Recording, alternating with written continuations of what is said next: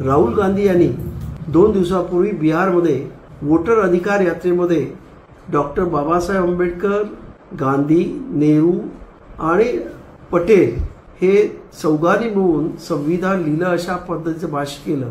खरं काँग्रेससारख्या राष्ट्रीय पक्षाच्या नेतेपदी असणाऱ्या माणसाने इतिहासाला अशा पद्धतीने तोडमोड करणं हे अत्यंत दुर्दैवी आहे असं मी समजतो।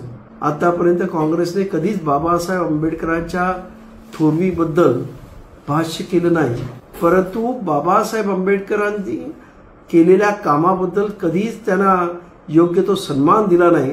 आणि आज सुद्धा त्यांचा पाय खड्ड्यामध्ये असताना काँग्रेसचा त्यांना अजूनही बाबासाहेबांना योग्य तो न्याय देता येत नाही, हे अत्यंत दुर्दैव आहे। या मंडळींनी आतापर्यंत बाबासाहेब आंबेडकरांचा तिटकाराच केला आहे, बाबासाहेब आंबेडकरांचा अपमान केलेला आहे, बाबासाहेब आंबेडकरांना सत्तेमध्ये येऊ न देण्याचा प्रयत्न केलेला आहे।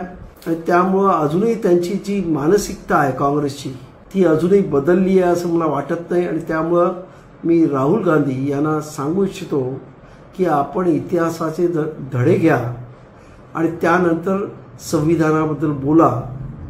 आणि त्यांनी ज्या वक्तव्य केलं त्याचा मी जाहीर निषेध करतो। नमो बुद्धाय, जय भीम, जय महाराष्ट्र।